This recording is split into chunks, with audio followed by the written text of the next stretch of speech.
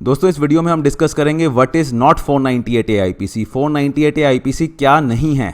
ऐसा नहीं है कि वाइफ ने जो भी कंप्लेंट दे दी, एक बार एलिगेशंस जो भी लगा दिए, चाहे वो सच हो और झूठ हो, आपकी कन्विक्शन हो जाएगी। ठीक है, हर एलिगेशन 498 ए आईपीसी की डेफिनेशन के अंडर नहीं आता। ऐसा कोई घबराने की ज़रूरत नहीं है। अगर कोई एलिगेशन लगा दिया तो आपको या फिर आपके फैमिली मेम्बर को सज़ा हो जाएगी।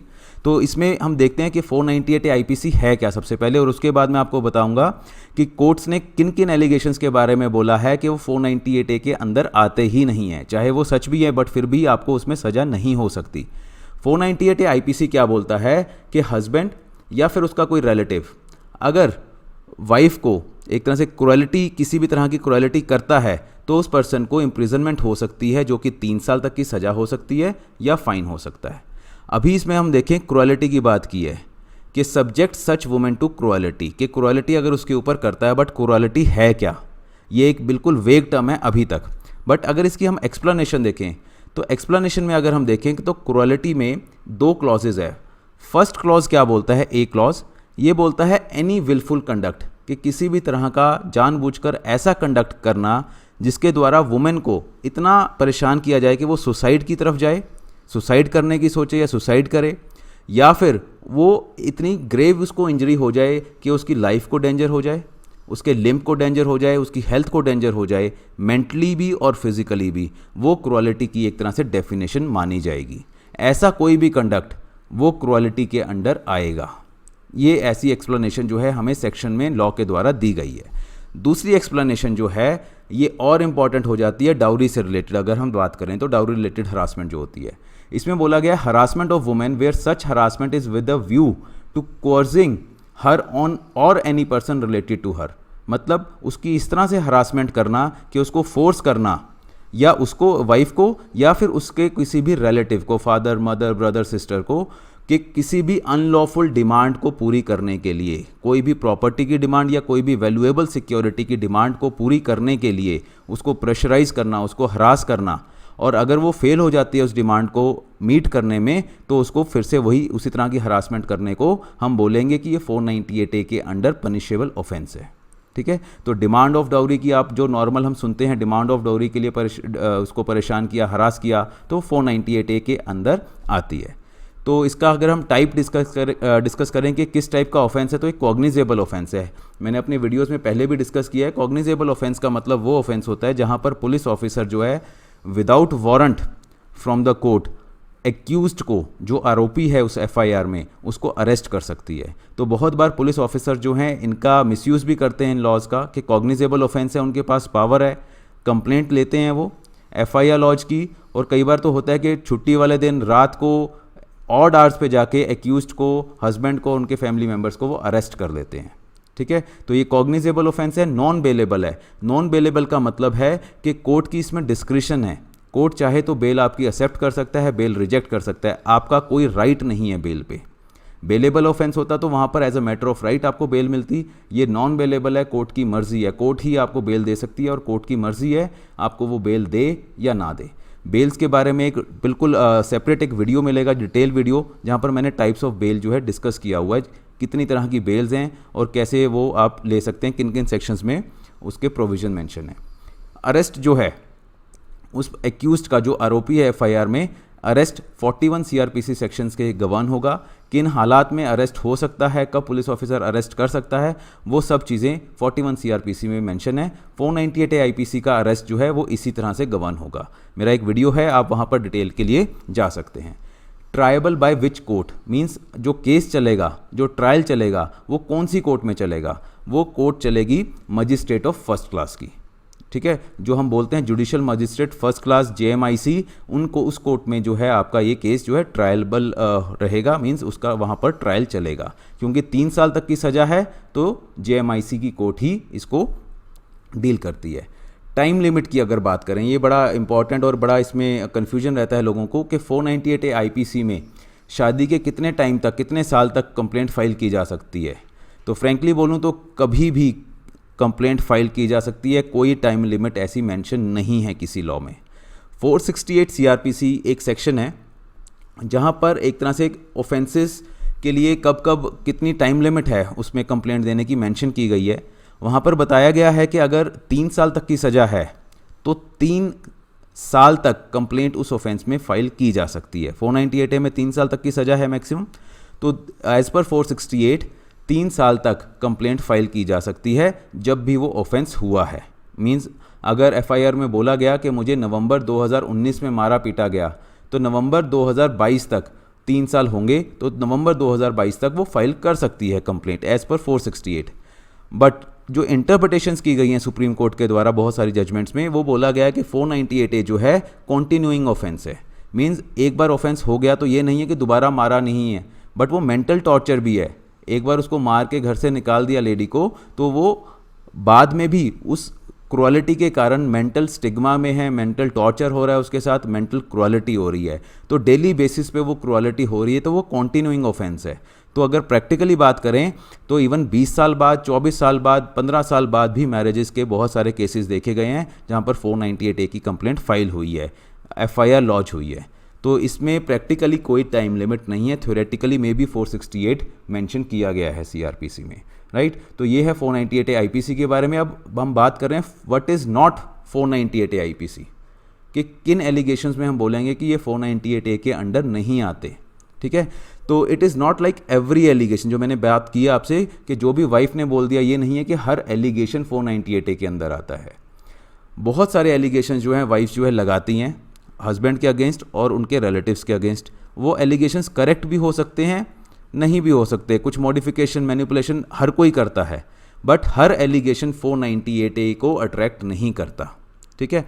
तो कोर्ट क्या बोलती है, जैसे एक केस में था, मैंने यहाँ पर कुछ इंस्टांसेस ही लिखे हुए हैं कि एक्स्ट्रा मैरिटल अगर अफेयर है हस्बैंड का, तो वाइफ कंप्लेंट कर दे कि इसका एक्स्ट्रा मैरिटल अफेयर है तो मुझे मेंटल क्रुअलिटी हो रही है, तो कोर्ट ने बोला कि मैं सिर्फ एक्स्ट्रा मैरिटल अफेयर या रिलेशनशिप जो है वो क्रुअलिटी नहीं है 498A के अंदर।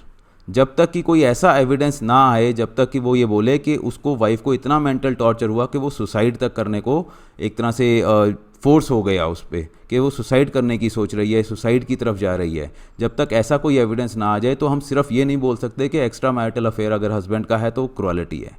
दूसरी बात, वेग एलिगेशंस, कि बिल्कुल वेग एलिगेशंस, कोई आपने टाइम, कोई सिर पैर नहीं है, सिंपल ये लिख दिया कि वो मुझे मारता था, मुझे पीटता था, कब मारा, कहाँ मारा, किसके सामने मारा, किस दिन मारा, कुछ ऐसा मेंशन नहीं है। तो सिर्फ वेग एलिगेशंस के बेसिस पे हस्बैंड या उनके रिलेटिव्स को आप प्रोसिक्यूट नहीं कर सकते। बहुत बार ये होता है कि हस्बैंड की मैरिड सिस्टर्स होती हैं, बड़ी सिस्टर्स, कहीं पर उनकी शादी हुई हुई होती हैं, उनके ब्रदर इन लॉ होते हैं हस्बैंड के, उनको उनके अगेंस्ट भी एलिगेशन लगा दिए जाते हैं कि उन्होंने मुझे मारा, एक दिन वो आए थे हमारे मैट्रिमोनियल होम में, उस दिन मुझे कुछ हरास करके गए हैं। तो कहते हैं वेग एलिगेशंस जो है प्रोसिक्यूट नहीं कर सकते रिलेटिव्स ऑफ हस्बैंड। तीसरी बात जो मैंने पहले बात की कि सिर्फ और सिर्फ एक्स्ट्रा मैरिटल अफेयर की जो बात की वो क्रुअलिटी नहीं है 498A या 306 मेरा एक सेपरेट वीडियो भी है जहाँ पर सुसाइड ऑफ वाइफ है, सुसाइड बाय वाइफ है, तो वो भी अट्रैक्ट नहीं करते, सिर्फ एक्स्ट्रा मैरिटल अफेयर। चौथा, अभी ये recent Punjab and Haryana high court ने एक जजमेंट बोली, उसमें बोला कि जो वाइफ्स हैं और पहले ही किसी और बात के लिए खफा होती हैं, वो 498A को एक वेपन बना के हस्बैंड के जो रिलेटिव्स हैं उनको हरास करने के लिए वो वेपन को यूज़ करती हैं। तो ये ऑब्जर्वेशन थी जजमेंट में, बहुत अच्छी जजमेंट थी, और उसमें साफ तौर पे ऑब्जर्व किया गया कोर्ट के द्वारा कि 498A ज़रूरी नहीं है सही हर चीज़ उसमें सही हो। बहुत बार रिलेटिव्स को हरास करने के लिए एक वेपन की तरह जो ये खफा हुई वाइफ्स होती हैं ये यूज़ करती हैं। उसके बाद क्या बोला कोर्ट ने, हस्बैंड रिटर्निंग होम लेट, एक जजमेंट थी बॉम्बे हाई कोर्ट की, उसमें ऑब्जर्व किया गया कि उसमें एलिगेशन क्या था कि हस्बैंड लेट आता है, रात को बाहर खा रहा है, तो वो क्रुअलिटी नहीं है 498A आईपीसी। सिर्फ इस बात के लिए उसकी वाइफ ने उसके अगेंस्ट 498A आईपीसी डाल दिया। बॉम्बे हाई कोर्ट ने बोला कि ये क्रुअलिटी नहीं है। इसके बाद एक सुप्रीम कोर्ट की जजमेंट आई, उसने बोला कि अगर आपका 498A आईपीसी में एक्विटल हो जाता है, ट्रायल के दौरान अगर एक्विटल मिल जाता है, तो ये डिवोर्स की ग्राउंड है हस्बैंड के लिए। तो अगर आपका किसी का भी 498A में एक्विटल हो गया है तो आप डिवोर्स का केस फाइल कर सकते हैं, और क्रुअलिटी की ग्राउंड पे अब आप जो है क्रुअलिटी की ग्राउंड पे डिवोर्स जो है कोर्ट से मांग सकते हैं। एक और बड़ा इंटरेस्टिंग केस आया था इसमें, उसमें हस्बैंड ने अपने किसी ज़रूरी बिजनेस पर्पस के लिए कुछ पैसा जो था वाइफ से मांग लिया। और वाइफ ने उसको 498A की शेप दे के कोर्ट में उसके अगेंस्ट एक तरह से FIR लॉन्च करवा दी। तो कोर्ट ने क्या हेल्ड किया इसमें, a demand for money on account of some financial stringency और for meeting some urgent domestic expenses of for purchasing manure cannot be termed as a demand for dowry as the said word is normally understood. तो court ने साफ बोला कि कोई अगर आपको medical या कोई ऐसी इमरजेंसी आ गई जहाँ पर पैसे की रिक्वायरमेंट है, कोई घर का खर्च ऐसा आ गया या कोई बिजनेस में ऐसे लॉसेज आ गए कि आपको पैसे की ज़रूरत है और अगर वहाँ पर आप डिमांड कर रहे हो तो वो डाउरी डिमांड नहीं कहलाएगी। ऐसा नहीं है कि हर डिमांड को आप डाउरी डिमांड बोल दो, ऐसा नहीं है। तो ये वाले इस तरह के एलिगेशन भी जो है 498A में नहीं इंक्लूड किए जा सकते। इसके बाद जैसे अभी मैंने बोला आपको कि नॉट एवरी डिमांड, जो भी मैरिज में या मैरिज से रिलेटेड जो है रिलेटिव्स है या कोई भी इस तरह का है, वहाँ पर ये नहीं हम बोल सकते कि हर डिमांड को आप बोल दो कि डाउरी की डिमांड हो रही है। कोई अगर फाइनेंशियल आपको इमरजेंसी है, फैमिली के एक्सपेंसेस है, तो वहाँ पर अगर कोई भी डिमांड अगर हो रही है जिसका मैरिज से कोई लेना देना नहीं है, कोर्ट ने साफ तौर पे बोला है कि जो भी डिमांड अगर डाउरी डिमांड बात करें तो वो मैरिज या प्री मैरिज टाइम से होनी चाहिए। अगर मैरिज या प्री मैरिज से कोई लेना देना नहीं है उसका और फैमिली के एक्सपेंसेस को, कोई नए एक्सपेंसेस आ गए उनको मीट करने के लिए या फाइनेंशियल कोई स्कासिटी है उसको मीट करने के लिए चाहिए, तो वो डाउरी डिमांड नहीं होगी, 498A में नहीं आएगा। इसके बाद एक और जजमेंट में कोर्ट ने बोला कि अगर कोई भी और फैमिली मेंबर जैसे होते हैं उनको एक्यूज्ड बना लिया जाता है FIR में, तो सिर्फ उनके अगेंस्ट मान लीजिए हमने कुछ बोल दिया कि ये सेक्शन में FIR लॉन्च कर दो या उन सेक्शंस की सिर्फ लैंग्वेज लिख दी है कंप्लेंट में FIR में, तो ये नहीं है कि वो एक्यूज्ड बन गए।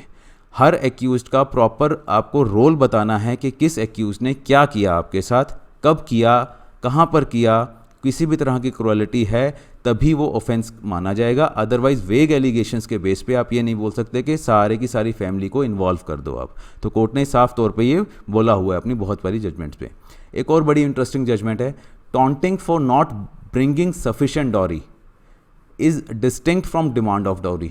कि डिमांड डाउरी करना कि आप डिमांड कर रहे हो डाउरी, एक है टॉन्ट आपने मारे कि आप सफिशिएंट डाउरी नहीं लेके आए। बहुत बार कंप्लेंट्स मैं पढ़ता हूँ, FIRs में लिखा होता है कि मेरी सास ने मुझे टॉन्ट मारा, मेरी ननद ने टॉन्ट मारा कि आपकी जो डाउरी है वो हमारे स्टैंडर्ड की नहीं है, जो आप सामान लेके आए हो वो हमारे स्टैंडर्ड का नहीं है, बहुत हल्का सामान है, एक तरह से टॉन्ट किया।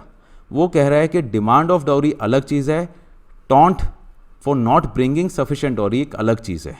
तो इन दोनों को कंफ्यूज नहीं करना चाहिए। टॉन्टिंग जो है 498A के अंदर नहीं आती है, तो इसको बहुत ध्यान से रखना है। अगर 498A के अंदर कहीं पे आपको ऐसी कंप्लेंट मिलती है तो आप डायरेक्ट हाई कोर्ट अप्रोच कर सकते हो और वहाँ पर क्वैश करवा सकते हो अपनी ये जो FIR है। अब एक बड़ी इंटरेस्टिंग जजमेंट है गुजरात हाई कोर्ट की, Indira Singh versus state of Gujarat. इसमें एक सॉलिटरी इंसिडेंट था बीटिंग का। हस्बैंड ने रात को किसी गुस्से में कुछ प्रोवोक होके वाइफ को मारपीट की वाइफ के साथ, और वाइफ ने उसी बेसिस पे 498A की कंप्लेंट लॉन्च करवा दी, FIR लॉन्च हो गई। तो गुजरात हाई कोर्ट में जब ये केस पहुंचा तो गुजरात हाई कोर्ट ने बोला कि एक सॉलिटरी इंसिडेंट है, मींस एक सिंगल इंसिडेंट है, इसमें ना तो कोई अगर हम बोलें कि कॉन्टिन्यूस हरासमेंट है, कि हम बोलें कि उसकी लाइफ के ऊपर थ्रेट आ गया, वो सुसाइड करने पे मजबूर हो गई, या फिर अनटॉलरेबल कुछ इस तरह से हो गया कि वो नहीं कर पाएगी अब बर्दाश्त उस चीज़ को, हरासमेंट को। कहते ऐसा कुछ भी कोई भी एविडेंस नहीं है, सिर्फ एक सॉलिटरी इंसिडेंट मेंशन किया गया कि उसको रात को पीटा गया। यहाँ पर लिखा है on midnight as alleged behaved stormily or roughly, though it is clear that the alleged solitary incident will not attract 498A। कि ऐसा जो है अगर उसका कहीं इंटेंशन होता हस्बैंड का कि उसको हरास करना है तो वो लगातार होता, कॉन्टीन्यूस होता, रेकरिंग होता, अनअबेटेड हरासमेंट होती, बट ऐसा कोई भी एविडेंस नहीं है, ऐसा कोई भी एलिगेशन नहीं है। तो हम ये नहीं बोल सकते कि वाइफ के लिए वो इनटॉलरेबल हो गया, अनएंड्योरेबल हो गया। तो इस ऐसी चीज़ों में ऑब्जर्व करते हुए हाई कोर्ट ने बोला कि section 498A will not be attracted as required intention is wanting, कि कोई भी उसको हरास करने की इंटेंशन नहीं है, और अगर लैक ऑफ इंटेंशन है तो 498A नहीं कहलाएगा। अगर उसने एक बार उसके साथ कोई मारपीट की भी है जो कि गलत हो सकती है, ठीक है, बट 498A के अंदर वो नहीं आ सकती, क्योंकि वो एक तरह का गुस्सा है, स्पर ऑफ द मोमेंट है, बिना किसी इंटेंशन के, ठीक है। उसको प्रोवोक किया गया होगा, उसने मारपीट की, गलत थी, बट वो नॉर्मल वियर एंड टीयर है मैरिटल लाइफ का। तो उसको 498A के अंडर हम नहीं कंसिडर कर सकते और he can not be held guilty for offence under 498A। तो ये कुछ इंस्टांसेस थे जिसमें मैंने आपको बताया कि 498A IPC ये नहीं हो सकता। अगर आप लोगों के भी केसेस में या आपको कोई नोन है कहीं पर ऐसा है तो आप उनको बताइए, अवेयर कीजिए, सो दैट हर कोई अपने राइट्स के लिए जस्टिस ले सके। ठीक है, तो इन केस अगर आपको कोई भी कंसल्टेशन चाहिए आप फ़ोन के द्वारा या व्हाट्सएप के द्वारा अपॉइंटमेंट फिक्स कर सकते हैं। हम आपको गाइडेंस दे सकते हैं आपकी पिटीशन ड्राफ्टिंग में, रेलिवेंट जो आपके केस में स्पेसिफिक जजमेंट्स रेलिवेंट होंगी उनको सर्च करने में। आपको बता सकते हैं कि किस केस में किस तरह से आपको अप्रोच करना चाहिए डिफरेंट कोर्ट्स में। हर स्टेप में कई बार क्या होता है, कुछ फ़ायदा होता है, कुछ नुकसान होता है, उसके बारे में भी हम आपको गाइडेंस प्रोवाइड कर सकते हैं। अगर आपको और भी वीडियोस अगर आप देखना चाहें तो आप चैनल को सब्सक्राइब कीजिए। हम नॉर्मली इसमें अवेयरनेस के लिए वीडियोस डाल रहे हैं और मेंटेनेंस लॉज के ऊपर भी है हमारे वीडियोस, डोमेस्टिक वायलेंस एक्ट के ऊपर भी है। और भी कोई भी आपको क्वेरी है, कोई फीडबैक है, आप ये शेयर कर सकते हैं। कॉन्टैक्ट डिटेल्स है हमारी। Thank you very much.